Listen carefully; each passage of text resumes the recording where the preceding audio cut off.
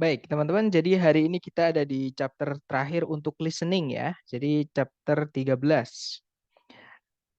Jadi di listening nanti teman-teman itu akan diberikan total soalnya adalah 50 yang dibagi ke dalam 3 parts atau 3 bagian. Oke. Nah, nanti bagian pertama itu namanya adalah short conversations ya. Kemudian bagian kedua namanya long conversations, bagian ketiga namanya long talks. Nah, di short conversations atau part A di listening, teman-teman nanti akan setiap nomor ya akan diberikan satu audio yang mana itu nanti akan berisi dua orang, si A dan si B, cewek cowok. Mereka nanti akan ngomong ya. Jadi si A ngomong, si B menjawab, kemudian diikuti dengan pertanyaan. Jadi pertanyaannya itu dibacakan kalau di listening, tidak ditulis di soal seperti itu. Dan part A ini paling banyak, teman-teman. Part A ini adalah 30 soal dari total 50 soal. Nah, nanti tipsnya adalah teman-teman konsentrasi, jangan sampai terdistract atau terganggu dengan lingkungan sekitar kita ya. Kemudian fokus pada pembicara kedua, walaupun jangan juga ketinggalan pembicara pertama karena biasanya pembicara kedua atau si B itu jawabnya menggunakan perumpamaan atau idiom seperti itu. Kemudian teman-teman juga harus hati-hati dengan pengecoh yang ada di pilihan ganda. Nah, pengecoh itu berupa satu kata atau dua kata yang kita dengar sebelumnya diucapkan oleh si B, yaitu nanti biasanya di pilihan ganda ditulis. Nah, tapi biasanya pilihan yang mengandung satu kata atau dua kata yang diucapkan si B itu malah biasanya salah, teman-teman, karena ceritanya sudah dibedakan. Nah, malah biasanya jawabannya itu tidak ada kata-kata yang kita dengar diucapkan sama si B, tapi artinya sama. Jadi sinonim atau paraphrase. Kemudian part B yang kemarin kita pelajari namanya long conversations ya atau percakapan panjang. Jadi nanti ada dua orang tetap si A dan si B. Kemudian si A nanti ngomong apa, si B menjawab, si A menjawab lagi, si B menjawab lagi sampai percakapannya mereka selesai. Nah, nanti satu audio itu diikuti 4 pertanyaan. Ya, rata-rata, teman-teman. Kadang juga 3, kadang ada yang 5, tapi rata-rata itu 4 pertanyaan. Seperti itu. Dan di part B nanti ada 2 audio ya. Jadi ada 8 soal atau 8 pertanyaan. Nomor 31 sampai 38. Nah, tipsnya adalah sambil mendengarkan teman-teman coba pahami topik yang mereka bicarakan apa, kemudian bagaimana attitude si A atau pendapat si A mengenai topik yang dibahas, pendapat si B mengenai topik yang dibahas, seperti itu. Lebih enak atau lebih mudah jika mereka gaya bicaranya adalah interview ya. Jadi salah satu bertanya, salah satu menjawab. Nah, kalau sistemnya interview, teman-teman cukup fokus pada yang menjawab saja ya, karena informasinya ada di situ. Kemudian yang hari ini kita akan pelajari namanya long talks ya, teman-teman, atau monolog. Jadi di sini nanti ada satu orang ngomong agak panjang, seperti jadi kayak kita mendengarkan kuliah. Jadi kayak kita mendengarkan dosen menjelaskan seperti itu. Dan di part C ini memang vocabnya agak lebih tinggi ya, teman-teman, karena bahasanya adalah akademik semua kalau di sini. Nah, untuk di part C nanti teman-teman akan mendengarkan satu orang berbicara yang agak lama ya, cukup panjang, menjelaskan tentang satu topik seperti itu. Tipsnya adalah teman-teman listen carefully, of course ya, tetap konsentrasi dan fokus.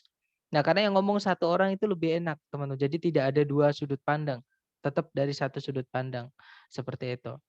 Kemudian understand the flow of the talk. Jadi pahami alur dari pembicaraan. Nah, ketika orang berbicara agak panjang, itu kalimat satu dengan kalimat berikutnya, pasti nyambung, teman-teman. Nggak mungkin habis kalimat pertama ke kalimat kedua itu loncat, nggak nyambung, nggak mungkin.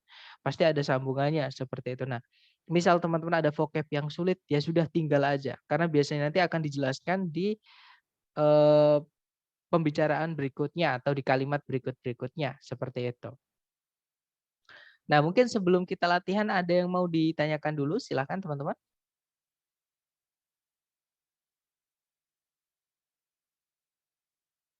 Nggak ada ya?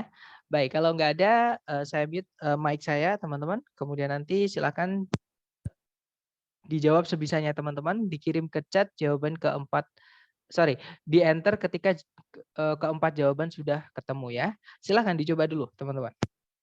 Now we will begin part C with the first talk. Questions 39 through 42. Listen to a talk by a tour guide in the Everglades National Park. Today we're going to be taking a tram tour through part of the Everglades National Park. Quite probably we'll be seeing a number of crocodiles sunning themselves by the side of the water or poking their heads up through the water. Needless to say, we will not be getting off the tram at any time until we leave the area because of the danger posed by the crocodiles. By the way, you've probably heard of the expression crying crocodile tears. It is common to say that someone is crying crocodile tears when he or she is pretending to be sad or full of regret. Crocodiles always appear to have tears in their eyes, but they are not crying because of sadness or even pretended sadness. Instead, a crocodile uses its tear ducts to get rid of extra salt from its body. A crocodile does not sweat the same way that humans do and must get rid of extra salt through tears. So if you see a crying crocodile, do not think that it's feeling sad. It is basically sweating through its eyes. Look, over there on the right. There are two large crocodiles on the water's edge, right next to the fallen trees. You can get out your cameras and take pictures from here on the tram, but no, you cannot get off the tram to get any closer. Number 39. Where does this talk take place?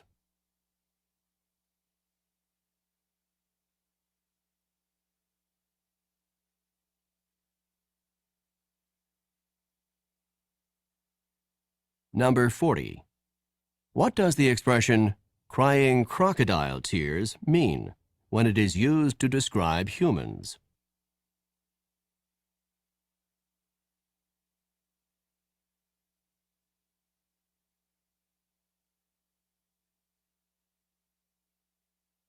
Number 41.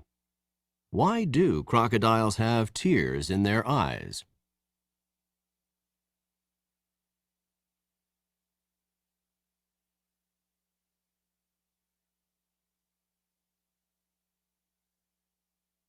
Number 42. What does the tour guide recommend?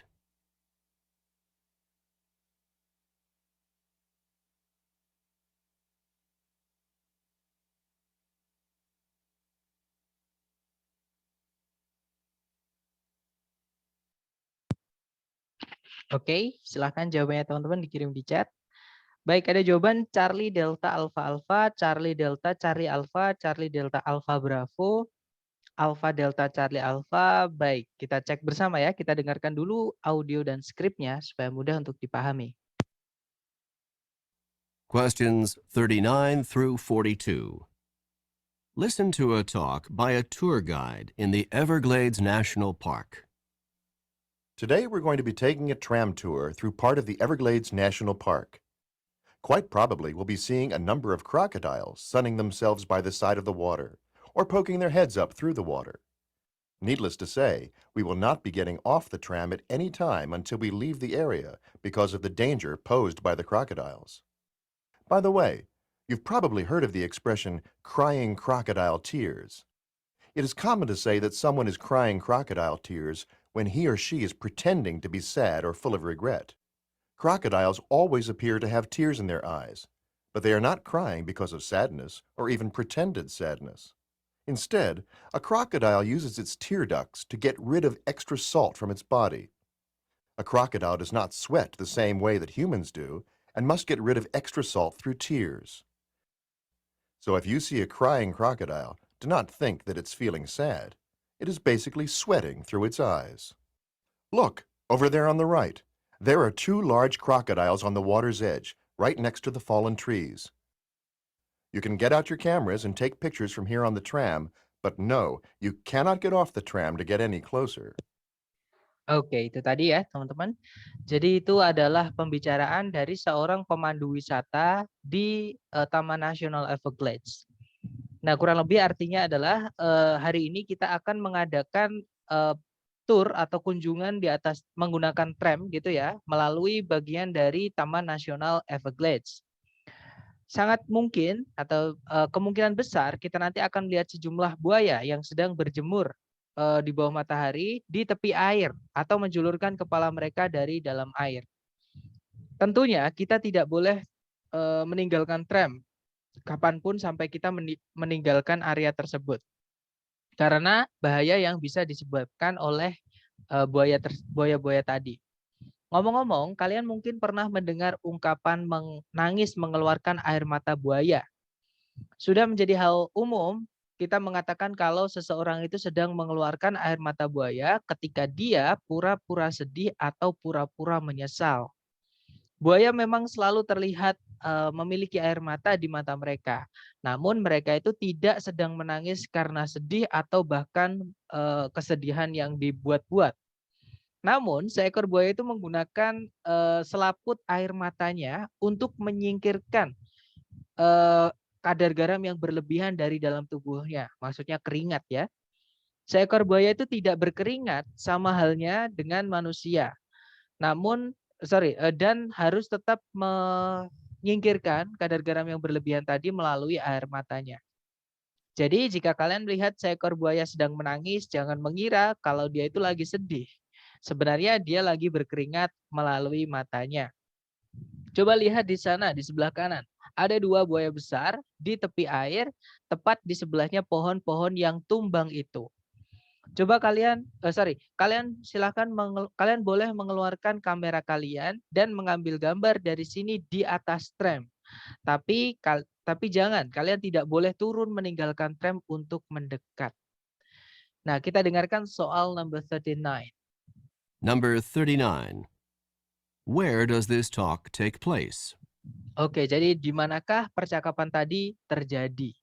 Nah, jelas-jelas tadi disebutkan ya kalau beberapa kali si tour guide-nya itu menyebutkan apa? Cannot get off this tram, kemudian this tram, beberapa ada kata this tram. Jadi tram ini berarti mereka sedang di atas tram ya, teman-teman. Nah, tram sendiri adalah sejenis kendaraan yang digambar tadi ya. Jadi atau mungkin kalau di tempat saya namanya kereta kelinci atau odong-odong. Kalau di Bali dulu saya ingat tahun 2006 itu ada namanya adalah Komotra di sekitar Pantai Kuta ya. Mungkin di tempat teman-teman juga beda-beda namanya. Itu sejenis kendaraan, bisa bis, bisa kereta ya teman-teman yang tujuannya untuk wisata, tapi jendelanya itu terbuka seperti itu. Jadi memang supaya penumpangnya bisa melihat ke arah kanan kiri. Oke, berarti number 39 is Charlie ya. Oke, lanjut ke number 40. Number 40. What does the expression crying crocodile tears mean when it is used to describe humans? Oke, agak panjang soalnya. Jadi kalau diartikan kurang lebih apa makna dari ungkapan menangis mengeluarkan air mata buaya ketika dipakai untuk mendeskripsikan manusia. Nah, tadi dijelaskan it is common to say that someone is crying crocodile tears when he or she is pretending to be sad or full of regret. Jadi kalau diartikan sudah biasa kita menyebut manusia itu atau seseorang itu mengeluarkan air mata buaya ketika dia pura-pura sedih ataupun pura-pura menyesal. Oke, berarti nomor 40 jawabannya adalah yang delta ya, teman-teman. It means they are pretending to be sad. Berarti atau ini maksudnya mereka itu sedang pura-pura sedih. Seperti itu. Oke, next number 41. Number 41. Why do crocodiles have tears in their eyes? Alright, jadi kenapa kok buaya itu memiliki air mata di mata mereka? Nah, tadi dijelaskan mereka menggunakan selaput air matanya itu untuk menyingkirkan kadar garam yang berlebihan dari dalam tubuhnya alias berkeringat ya, teman-teman. Jadi karena kulitnya itu keras, mereka keringatnya lewat mata seperti itu. Oke, kita cek yang alpha, they are sad, mereka sedih, bukan karena sedih ya. They are warming themselves, mereka menjemur diri, bukan itu. Kalau yang Charlie, they are getting rid of salt, maksudnya keringat. Jadi sini ya jawabannya yang Charlie. Mereka sedang menyingkirkan kadar garamnya, seperti itu. Oke, nice. Lanjut ke number 42. Number 42. What does the tour guide recommend? Oke, jadi apa yang pemandu wisatanya tadi sarankan? Nah, ini maksudnya ke yang terakhir tadi ya teman-teman. Jadi setelah si tour guide-nya tadi ngasih tahu ada buaya besar di dekat pohon yang tumbang tadi ya. Kemudian dia bilang, you can get out your cameras and take picture from here on the tram. Jadi kalian boleh mengeluarkan kamera dan mengambil gambar dari sini di atas tram. Oke, berarti number 42 is alpha ya. taking photographs. Kalau yang Bravo, getting closer to the crocodiles, mendekati para buaya tersebut. Nah, tadi itu bukan yang direkomend, itu yang di-prohibit atau di-forbid, artinya dilarang, seperti itu. Kalau yang Charlie, exploring the water's edge, menjelajahi tepi air, mereka aja nggak boleh turun dari tram ya, teman-teman, apalagi menjelajahi tepi air. Charlie bukan. Kalau yang Delta, getting off the tram, sama. Turun meninggalkan tram itu bukan yang direkomendasikan, malah yang dilarang. Oke, berarti number 42 is alpha.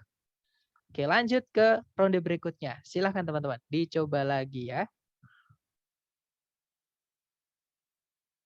Questions 43 through 46. Listen to the following lecture by a university professor. Please take your seats now because I would like to begin today's lecture. Today, we will be discussing one of the more elegant and distinct forms of 19th century transportation, the clipper ship. Clipper ships of the 19th century were the graceful, multi-sailed, ocean-going vessels that were designed for maximum speed. They were given the name clipper ship in reference to the fact that they clipped along at such a fast rate of speed. Clipper ships were constructed with a large number of sails in order to maximize their speed. They often had 6 to 8 sails on each of the masts, and ships commonly had 3 and perhaps 4 masts. The speeds that they achieved were unbelievably fast for the era. Clipper ships could, for example, accomplish the amazing feat of traveling from New York to San Francisco in less than 100 days. Clipper ships first came into use in the United States in the 1840s. They were originally intended to make the trip from New York around the tip of South America and on to China in order to transport tea to the United States. Once gold was discovered in California in 1848, clipper ships were immediately put into use to carry large numbers of gold prospectors and large amounts of mining supplies from the East Coast to California. With the success of the American clipper ships, the British began their own fleet of clipper ships to transport goods from the far reaches of the British Empire. That's all for today's class. Don't forget that there's a written assignment due on Friday. Number 43. In which course would this lecture most probably be given?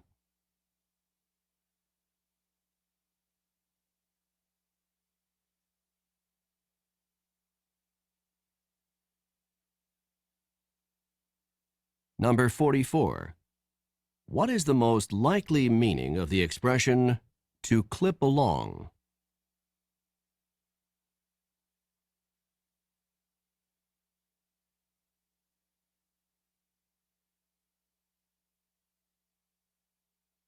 Number 45. What were clipper ships first used for in the United States?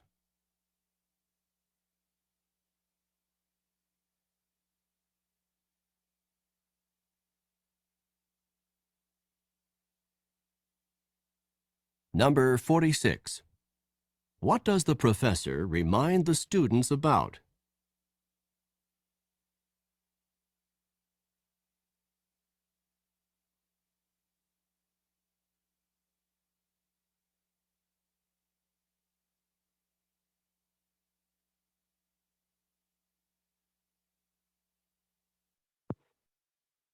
Oke, silakan jawabannya teman-teman dikirim di chat ya. Sedapatnya dulu, salah nggak apa-apa. Nanti kita bahas. Baik, ada jawaban Charlie Delta Bravo Alpha, CBAD, CBBA, CBDA. Oke, kita cek bersama ya.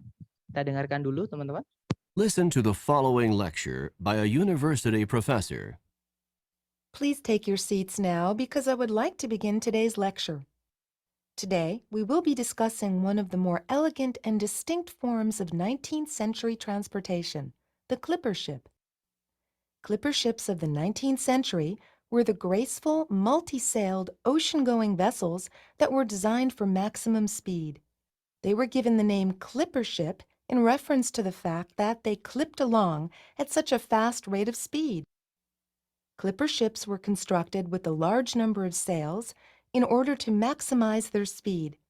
They often had 6 to 8 sails on each of the masts, and ships commonly had 3 and perhaps 4 masts. The speeds that they achieved were unbelievably fast for the era. Clipper ships could, for example, accomplish the amazing feat of traveling from New York to San Francisco in less than 100 days. Clipper ships first came into use in the United States in the 1840s.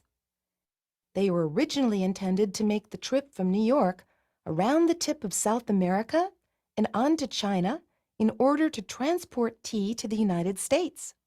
Once gold was discovered in California in 1848, clipper ships were immediately put into use to carry large numbers of gold prospectors and large amounts of mining supplies from the East Coast to California. With the success of the American clipper ships, the British began their own fleet of clipper ships to transport goods from the far reaches of the British Empire. That's all for today's class. Don't forget that there's a written assignment due on Friday. Oke, nah kurang lebih itu tadi adalah sebuah kuliah ya atau pelajaran dari seorang profesor universitas. Nah, artinya kurang lebih silahkan duduk karena saya mau memulai kelas hari ini. Hari ini kita akan membahas salah satu dari bentuk transportasi dari abad ke-19 yang berbeda dan agak lebih elegan gitu ya. Namanya adalah clipper ship. Clipper ships dari abad ke-19 merupakan kapal untuk mengarungi lautan yang memiliki layar banyak dan besar gitu ya, yang didesain untuk kecepatan tinggi. Mereka diberi nama clipper ship karena fakta bahwa mereka itu melaju pesat pada kecepatan tinggi. Clipper ship itu dibangun atau dibuat dengan sejumlah layar untuk memaksimalkan kecepatan mereka. Mereka biasanya memiliki 6 hingga 8 layar di setiap tiang kapalnya. Dan kapal-kapal pada waktu itu umumnya memiliki 3 sampai 4 tiang kapal. Kecepatan yang mereka bisa raih atau capai gitu ya, sangatlah tinggi atau sangatlah cepat di eranya. Clipper ship itu bisa contohnya menyelesaikan tugas perjalanan yang menakjubkan dari New York menuju San Francisco dalam kurang dari 100 hari. Clipper ship itu pertama kali digunakan atau difungsikan di Amerika Serikat itu di tahun 1840-an. Mereka umumnya atau mereka awalnya gitu ya dimaksudkan untuk melakukan perjalanan dari New York mengelilingi ujung dari Amerika Selatan dan lanjut menuju Cina untuk membawa atau mentransport teh ke Amerika Serikat. Ketika emas ditemukan di California di tahun 1848, clipper ship itu kemudian segera dialihfungsikan untuk mengangkut sejumlah penambang emas dan persediaan tambang yang banyak dari pantai timur menuju California. Bersamaan dengan kesuksesan atau keberhasilan clipper ship-nya Amerika, Inggris itu memulai armada clipper ship mereka sendiri untuk mengangkut barang-barang dagangan dari tempat-tempat yang jauh dari kerajaan British Raya. Itu saja untuk kelas hari ini. Jangan lupa ada tugas tertulis yang paling lambat dikumpulkan hari Jumat. Nah, number 43. Number 43. In which course would this lecture most probably be given? Oke, di mata kuliah apakah kuliah tadi itu kemungkinan besar akan diberikan. Nah, tadi pembicaraan tadi membahas tentang jadi dosennya tadi bilang kalau today we are going to discuss one of the more elegant and distinct form of 19th century transportations gitu ya. Jadi membahas salah satu bentuk transportasi yang unik dari abad ke-19. Berarti ngomongin sejarah ya, teman-teman. Kalau yang Alpha water sports olahraga air sama sekali tidak ada kegiatan olahraga yang dijelaskan di audio tadi, berarti Alpha bukan. Kalau yang Bravo physics, fisika sama sekali tidak ada hukum fisika yang dijelaskan ya di situ. Kalau yang Delta psikologi ngomongin tentang mental manusia bukan ya, psikis manusia bukan, karena dari ngomongin tentang kapal teman-teman. Nggak punya psikologi ya, nggak punya psikis kalau benda mati. Oke, berarti jawabannya Charlie yaitu American History atau sejarah Amerika. Oke, next number 44. Number 44. What is the most likely meaning of the expression to clip along? Oke, jadi what is the most likely meaning of the expression to clip along? Apa makna yang paling mendekati dari ungkapan to clip along? Nah, to clip along tadi disebutkan ketika si dosennya bilang they were given the name clipper ships in reference to the fact that they can clip along gitu ya. Sorry, they could clip along atau gimana tadi? Dia to clip along itu disebutkan ketika si profesornya tadi membahas tentang kecepatan-kecepatan kapal tersebut. Jadi ngomongin tentang kecepatannya kapal tersebut. Dan ABCD yang menyebutkan kata cepat itu cuma satu, teman-teman.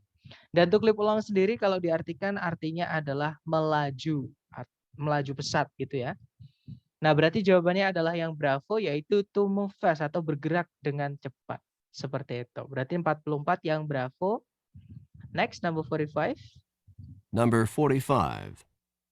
What were clipper ships first used for in the United States? Oke, jadi apa kegunaan pertama dari clipper ships di Amerika Serikat?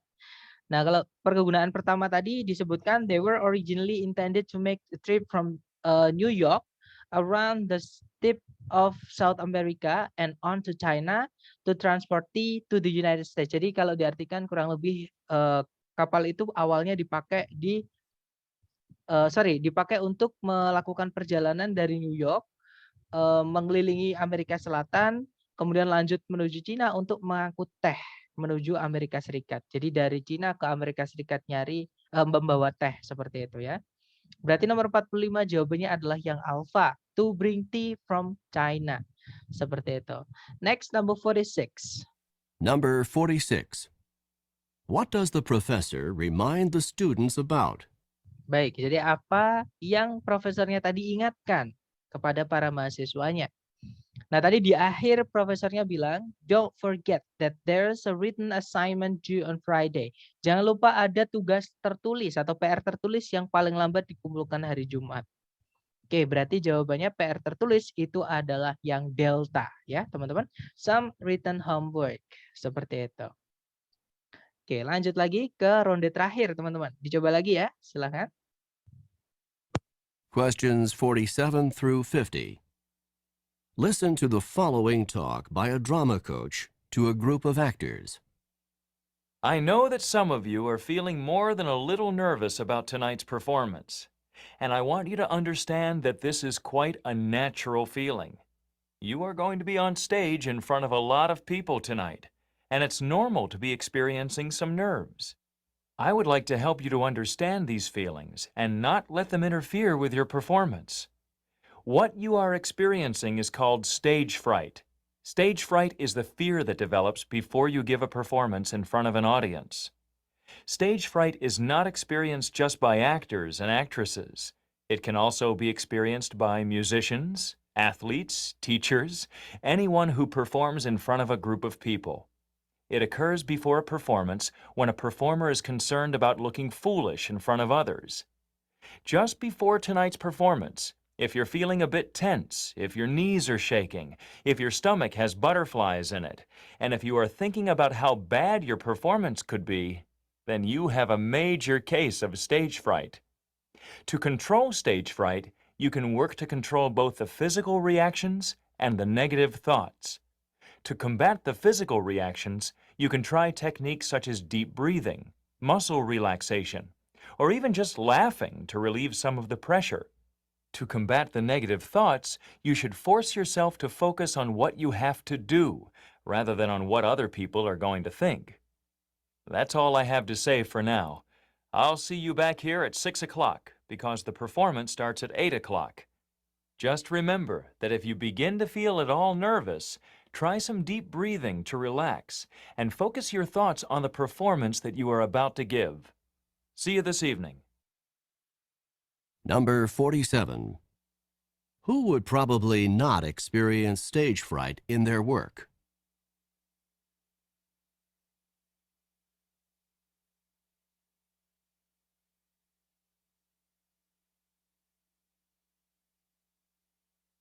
Number 48. What physical reaction might someone who is experiencing stage fright commonly have?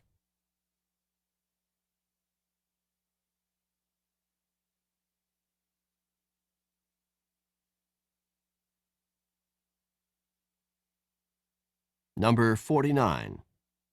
How can someone combat the negative thoughts associated with stage fright?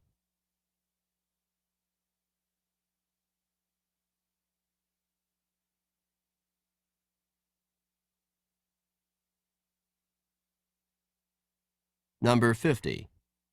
When should the actors arrive at the theater?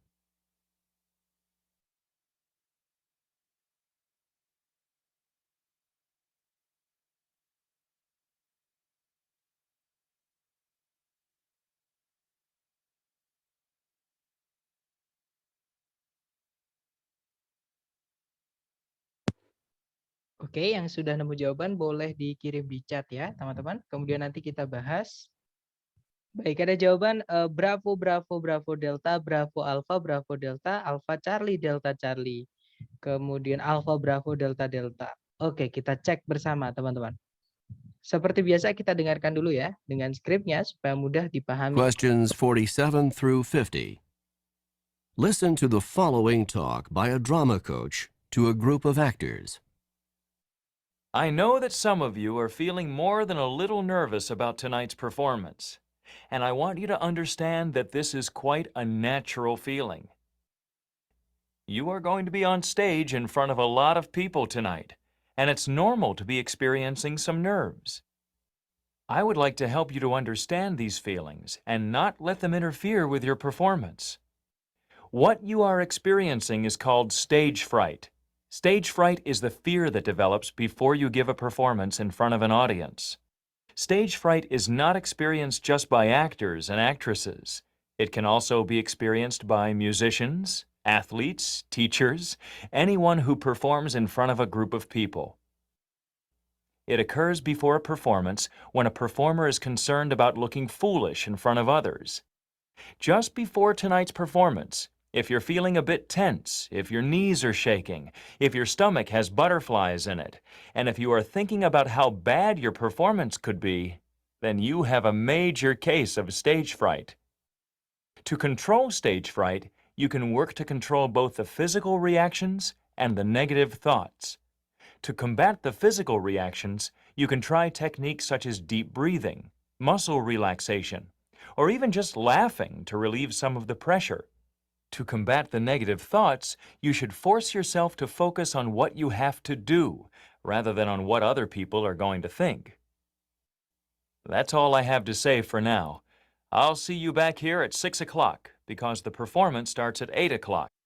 Just remember that if you begin to feel at all nervous, try some deep breathing to relax, and focus your thoughts on the performance that you are about to give.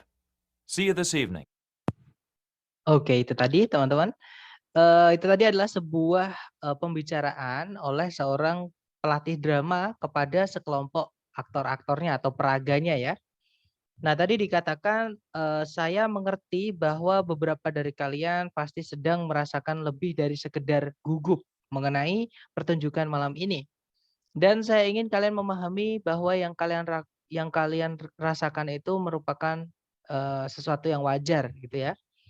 Kalian akan berada di atas panggung di depan banyak orang nanti malam dan sudah sewajarnya jika kalian mengalami ketegangan.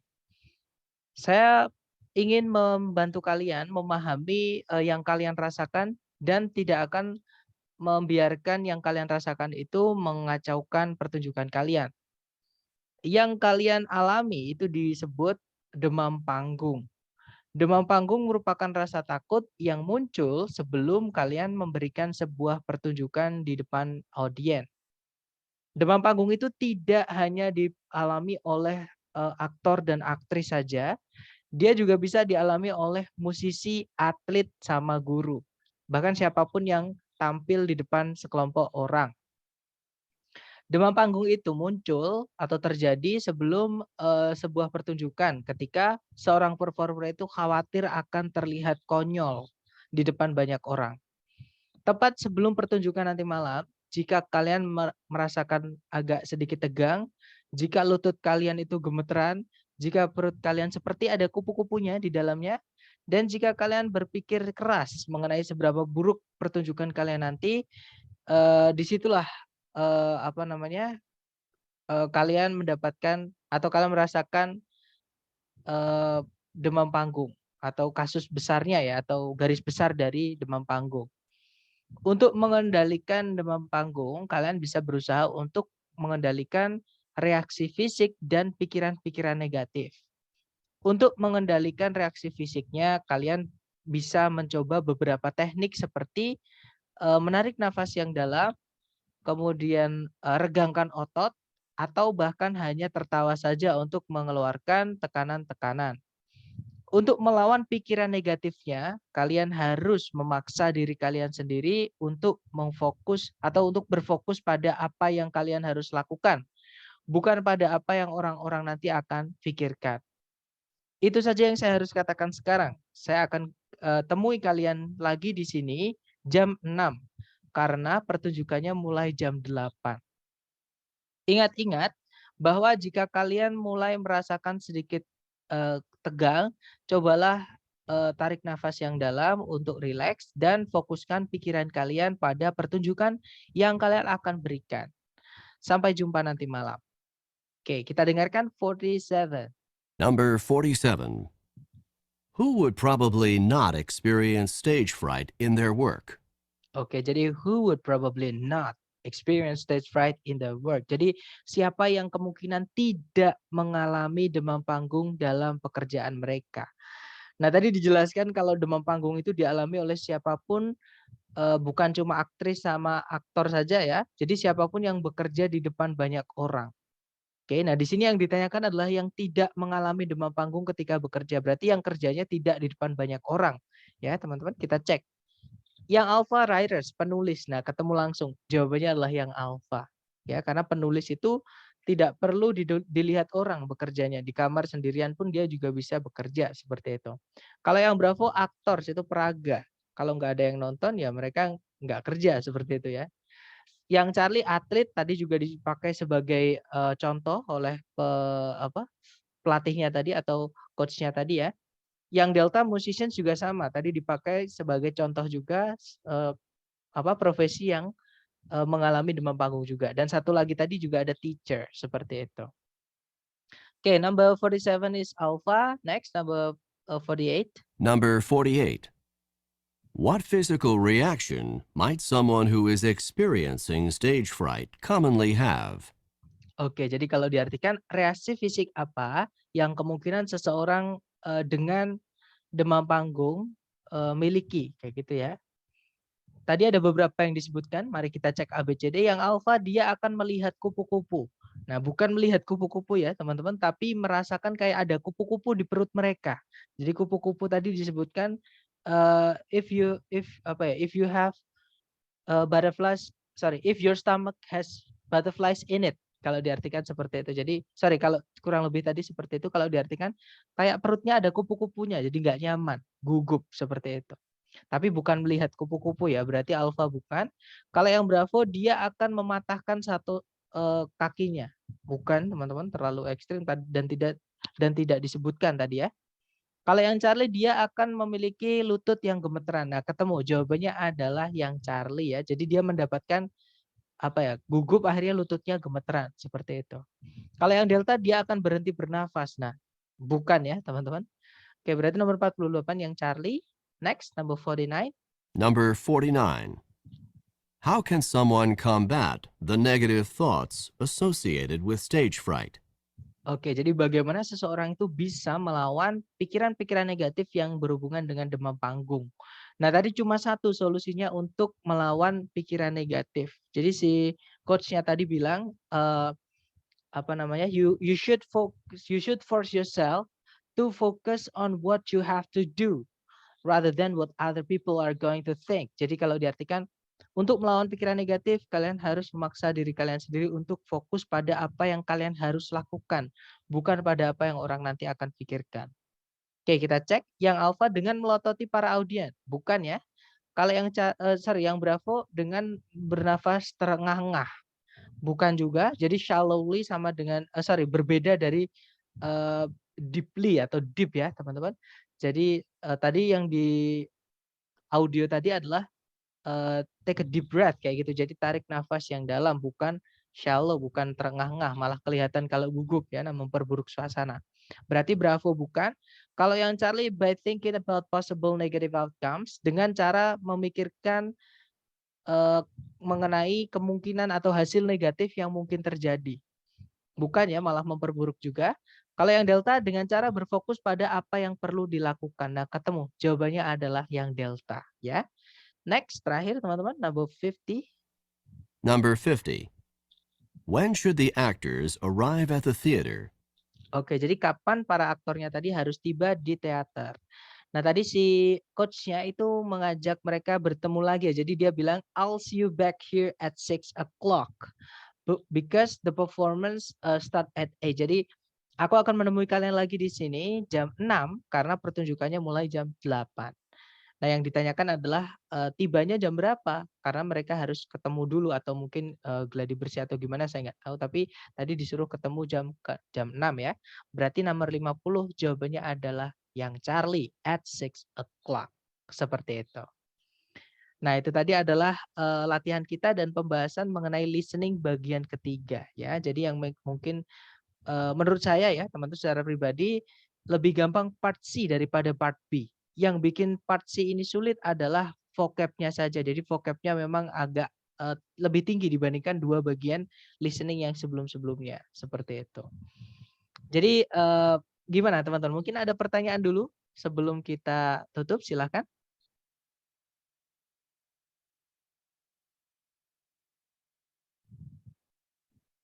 Nggak ada ya? Baik, kalau nggak ada, mumpung besok weekend, saya harap teman-teman kalau ada waktu silahkan hajar latihan ya. Nanti saya siap membantu jika teman-teman butuh bantuan seperti itu. Baik, thank you so much for having me today guys. See you next time. The last I say, Assalamualaikum warahmatullahi wabarakatuh. Terima kasih, Kak. Okay, you're welcome and have a great time.